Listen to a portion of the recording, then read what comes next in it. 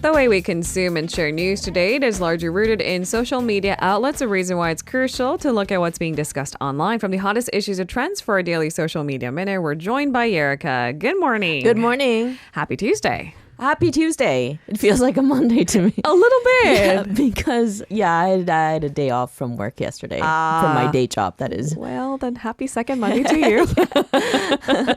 All right, let's jump into some of these buzzwords trending on social media outlets. So we mentioned in the headlines, and I'm sure you've seen the headlines at this point too. The groups of tourists were stranded in the island of Guam, and it was due to a typhoon. And it seems that most of them will safely travel back home if they haven't already by today. That's right. So Jin Air Flight LJ942 carrying 188 Korean passengers arrived at Incheon International Airport last night. A little before 9 p.m., passengers told the local media that as soon as the plane touched down, the cabin erupted with applause. People were super happy to be home. A total of 5 civil flights, including Jin Air and Korean Air, arrived safely at Incheon last night. The thing is, I think when I was younger, I just recall clapping on many more flights. That was a thing. I think some cultures still do that. Right? Yeah. Because Italians love to do that. Give it a second. I mean, the idea of flying, putting hundreds of people on a flight and that massive machinery in midair is nothing short of a miracle. So, That's I mean, the right. fact that when we safely land on our destination to clap, I mean, I think some cultures, you're right, still do it.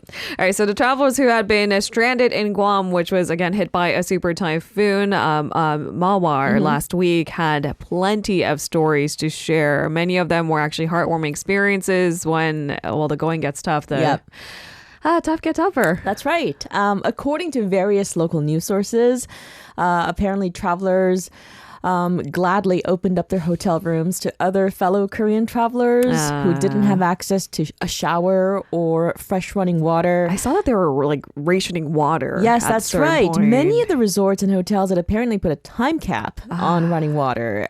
But this still did not stop the travelers from sharing what little of the precious commodity they had. There was a group chat, apparently. Travelers shared some really valuable information, including where the closest working ATM was located. Okay.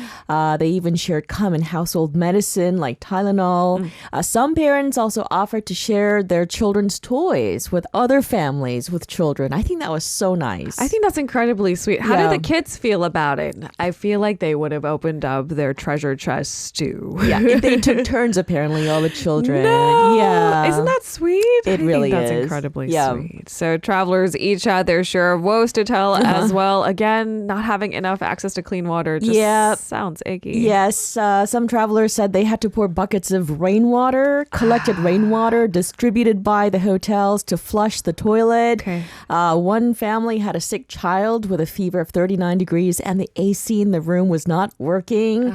The temperature in the rooms, I mean, it's hot in Guam. It's like 30 degrees. And humid. It's an island. Yes, exactly. People also told stories of having to survive on emergency food supplies like energy bars and instant cup noodles, which were found to be a luxury under the circumstances.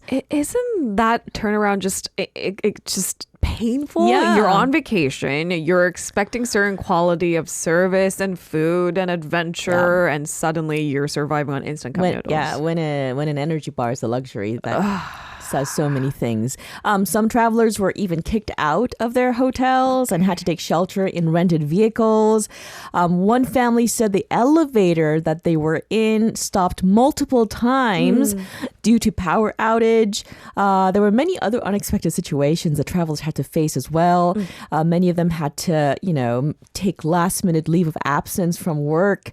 Some worried about the extra week of parking at Incheon International Airport and the parking fees that come with. I think it's about 25,000 won a day to park at Incheon, and they had just spent an extra 1 week in Guam. Okay, Incheon International Airport, if you're listening, I mean, you should take a note from those those who've been sharing and opening up the extra hotel room. Yes, exactly. Some ran out of cash and had to borrow money from complete strangers. So all of these things happened. Yeah. But people are relieved to be home. There are photos all over the newspapers I saw this morning. A total of 2,500 travelers are expected to return by the end of today. Welcome home. Welcome home. I can't imagine the week that you've been through. All right, moving on to our second story this morning. So the Save the Children marathon by the beachside in Busan attracted hundreds, even though it was pouring down. Yeah, it was rainy, and it was the final day of the Golden Weekend. It was a long weekend. But, many children, instead of choosing to play in a playground or go elsewhere that's fun for them, they chose to run for other children around the world that are in need. They gathered at Gwangali Beach in Busan yesterday. It was a 13th International Children's Marathon. These young participants, regardless of the rain, ran 4.2 kilometers around the beach to help children impacted by the ongoing food crises in certain parts of the world, drought, heat waves, forest fires, and floods.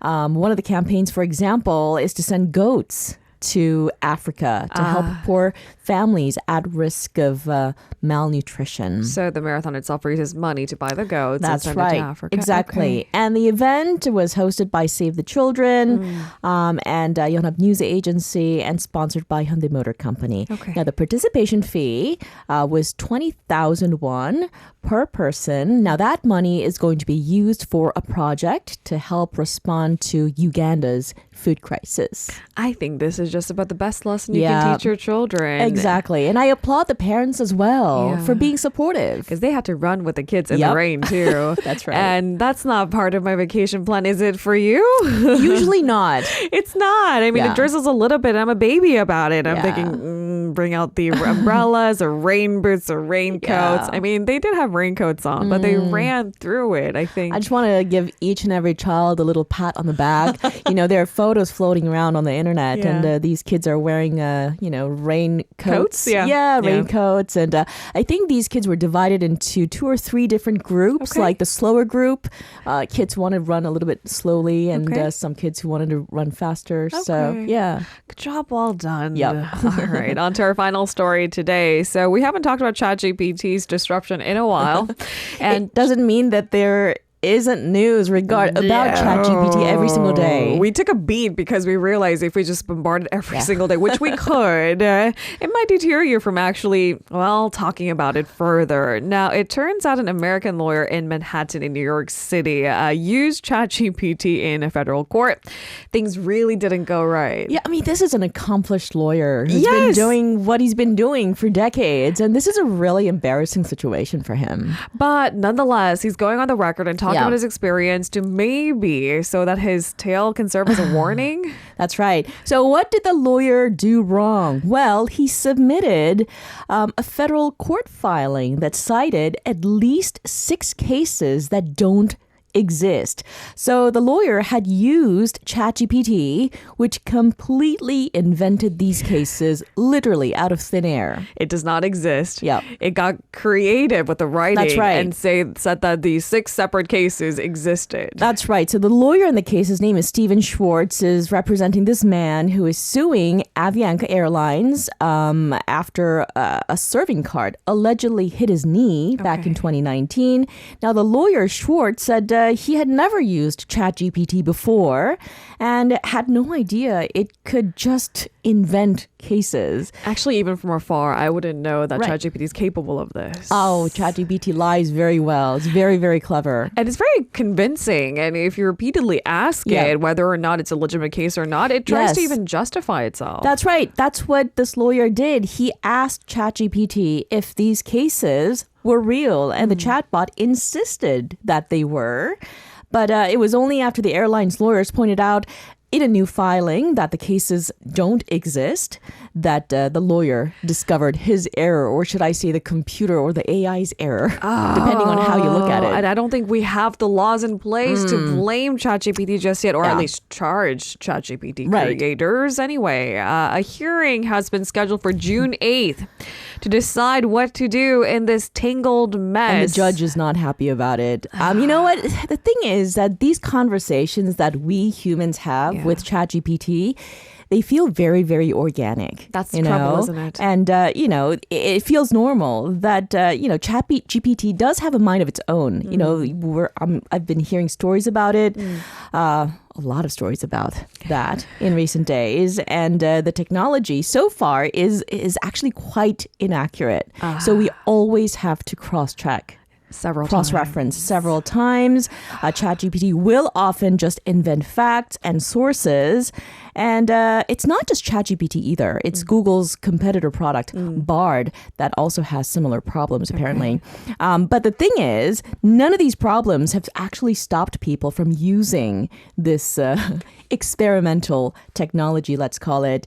And they actually rely on it for the sources. Because can you imagine? I mean, it's like the ultimate cut corner maneuver. I mean, imagine the time you would have to save. And to be fair, I mean, this case doesn't seem like a life-threatening situation, right? It was allegedly a knee injury dating back to 2019. Yeah. So perhaps the risk of it was much smaller. But the important takeaway is that no, ChatGPT is absolutely not all the time accurate. And more importantly, it's very convincing trying to tell you otherwise. You know, humans have to be smarter than ever before. Yeah. Right. Right. Know? Wisdom, my friends. And I think the big question right now among experts and just regular people like us is, will AI one day develop a will of its own? Will it become sentient? Now, the real danger for now, it seems, is that humans will simply believe anything that these machines say, no matter how wrong they are. That's the real danger.